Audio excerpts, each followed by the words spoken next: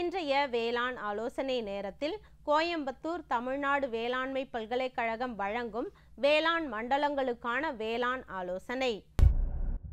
மேற்கு மண்டல விவசாயிகளுக்கான வேளாண் ஆலோசனை. அடுத்து வரும் நாட்களில் மேற்கு மண்டல பகுதிகளில் 6 முதல் 12 கிலோமீட்டர் வேகமான காற்றுடன் தூறல், வறண்ட வானிலையே எதிர்பார்க்கப்படுகிறது. ஒத்தி வைத்த உரமிடல், மருந்து தெளித்தல் மற்றும் களை எடுத்தலை முடிக்கவும். கடந்த வாரத்தினை விட வரும் நாட்களில் வெப்பநிலை சிறிது உயர்ந்து குளிர் குறைந்தும் காணப்படும். கடந்த வார மற்றும் தற்போதைய வறண்ட வானிலை காரணமாக கதிர் பருக்கும் பருவத்தில் உள்ள சம்பா நெல்லுக்கு நீர்ப்பாசனம் செய்யவும். நிலவும் வானிலையில் மக்காச்சோளத்தில் அடிச்சாம்பல் நோய் தென்படுகிறது. இவ்வாறு தென்பட்டால் பாதிக்கப்பட்ட செடியினை அகற்றவும். ஏனெனில் மருந்துகள் கொண்டு இவற்றை கட்டுப்படுத்த தற்போது இயலாது. வறண்ட மற்றும் குளிர்ச்சியான வானிலை காணப்படுவதால் குளிர்கால பருத்தியை காலை நேரத்தில் பறிக்க வேண்டும். வறண்ட வானிலை எதிர்பார்க்கப்படுவதால் முன்பருவம் நடவு செய்த மஞ்சள் கிழங்கினை அறுவடை செய்வதற்கு இதுவே உகந்த தருணமாகும். தென்னை மரத்திற்கு இரண்டாவது முறையாக urea 650 gram, super phosphate 1 kilo, potash 1 kilo கலந்து இடுவதற்கு இதுவே தகுந்த தருணமாகும். நடப்பு வானிலைக்கேற்ப கோடைக்கால திராட்சை அறுவடைக்கு தற்போது கவாத்து செய்ய வேண்டும்.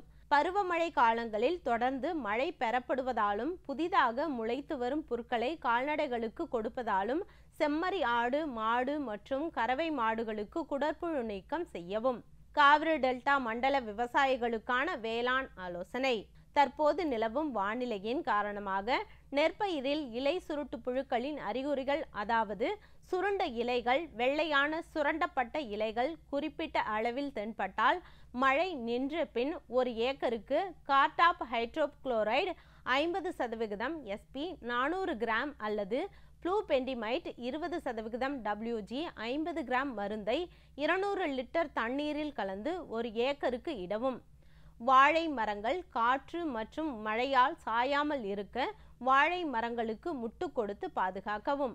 சிகாட்டோகா இலைப்புள்ளி நோயை கட்டுப்படுத்த புரோபிகோனசோல் 1 மில்லி லிட்டர் மற்றும் ஒட்டும் திரவம் 1 மில்லி லிட்டர் என்ற அளவில் கலந்து தெளிக்கவும். இரவில் குளிர்ந்த வெப்பநிலை நிலவுவதால் கால்நடைகளை, குறிப்பாக இளம் குட்டிகளை தகுந்த கொட்டகைகளில் அடைக்க வேண்டும். மேலும் வெப்பமூட்டிகள், அதாவது குண்டு பல்பு பொருத்தினால் நுரையீரல் அழற்சி ஏற்படாது. தெற்கு மண்டலம் 1ற்கு உட்பட்ட மாவட்டங்களுக்கான வேளாண் ஆலோசனை.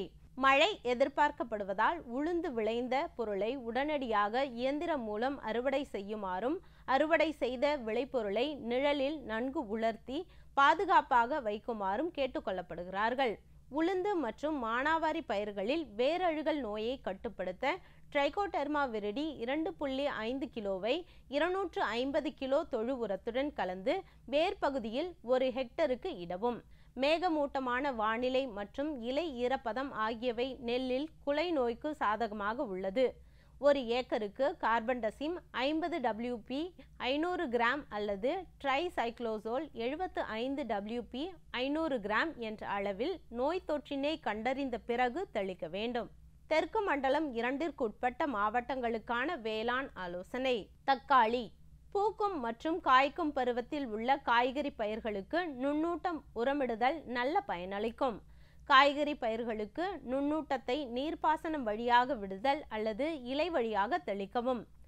பருத்தி. பருத்தி பயிரில் பூ மற்றும் பிஞ்சு உதிர்தல் பிரச்சனை ஆங்காங்கே காணப்படுகிறது. இதனை சரி செய்ய பூக்கும் மற்றும் காய்க்கும் பருவத்தில் உள்ள பருத்தி பயிரில் 1 ஏக்கருக்கு 2.5 கிலோ என்ற அளவில் தமிழ்நாடு வேளாண்மை பல்கலைக்கழகத்தின் பருத்தி பிளஸ் எனும் வளர்ச்சி ஊக்கியினை 200 லிட்டர் தண்ணீரில் கலந்து இலை வழியாக தெளிக்க வேண்டும். இதன் மூலம் பூ மற்றும் பிஞ்சு உதிர்தல் குறைகிறது. காய் வெடிக்கும் தன்மை அதிகரிக்கிறது. பருத்தி விதை விளைச்சல் அதிகரிக்கிறது. மேலும் இது பருத்தி செடிக்கு வறட்சியை தாங்கி வளரும் தன்மையும் கொடுக்கிறது. கால்நடை.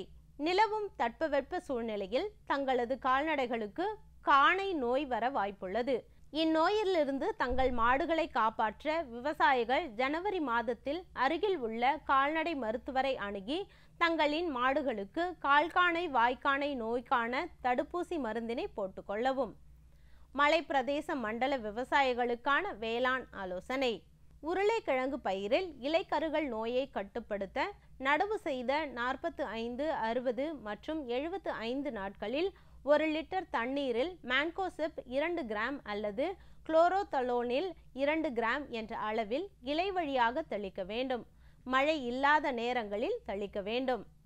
பூண்டு குமிழ் விளைச்சலை அதிகரிக்க நடவு செய்த 30, 45 மற்றும் 60 நாட்களில் நீரில் கரையக்கூடிய நுண்ணூட்டச்சத்து கலவையை 1 லிட்டர் தண்ணீருக்கு 0.50 கிராம் என்ற அளவில் இலையில் இடலாம். மழை இல்லாத நேரங்களில் தெளிக்க வேண்டும். கேரட் பயிரில் இலைப்புள்ளியை நிர்வகிக்க மேங்கோசெப் இலை வழியாக 2 கிராம் லிட்டர் என்ற அளவில் பரிந்துரைக்கப்படுகிறது. மழை இல்லாத நேரங்களில் தெளிக்க வேண்டும். வடமேற்கு மண்டல விவசாயிகளுக்கான வேளாண் ஆலோசனை. தற்போது நிலவி வரும் தட்பவெட்ப சூழ்நிலையில் 70 முதல் 100 நாள் வயதுடைய வீரிய ஒட்டு பருத்தி செடியில் மெக்னீசியம் பற்றாக்குறை காரணமாக முதிர்ந்த இலைகள் சிவப்பு நிறமாக காணப்படுகிறது.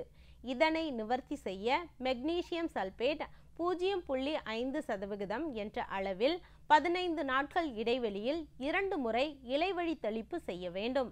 தற்போது நிலவி வரும் தட்பவெட்ப சூழ்நிலையில் நெல்லில் குலைநோய் வர வாய்ப்புள்ளது. இதனை கட்டுப்படுத்த ட்ரைசைக்ளோசோல் 1 லிட்டர் தண்ணீருக்கு 1.25 கிராம் என்ற அளவில் இலைவழி தெளிப்பானாக தெளிக்க வேண்டும். வடகிழக்கு மண்டல விவசாயிகளுக்கான வேளாண் ஆலோசனை. நெல் வயலில் தண்டு துளைப்பான் மற்றும் இலை சுருட்டு புழு தாக்க வாய்ப்புள்ளதால் விவசாயிகள் பூச்சி தாக்க அறிகுறிகள் தென்படுமாயின் ஹெக்டருக்கு குளோரோட்ரினிலிப்ரோல் 150 கிராம் அளவில் தெளித்து கட்டுப்படுத்தலாம். உளுந்து விதைப்பு செய்யும் விவசாயிகள் விதைப்புக்கு முன் 1 கிலோ விதைக்கு ட்ரைகோடர்மா விரிடி 4 கிராம் அல்லது சூடோமோனாஸ் 10 கிராம் கொண்டு விதை நேர்த்தி செய்து விதைக்கலாம்.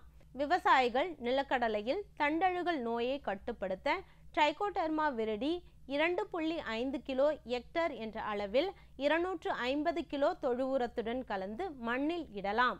அதிக மழை பெறும் மண்டல விவசாயிகளுக்கான வேளாண் ஆலோசனை. வாழை, மிளகு, கிராம்பு, ஜாதிக்காய், லவங்கப்பட்டை மற்றும் தென்னை மரங்களுக்கு பாத்திகள் அமைத்து மக்கிய தென்னை நார்க்கழிவுகளை இடுவதன் மூலம் மண்ணின் ஈரப்பதத்தை பாதுகாக்கலாம்.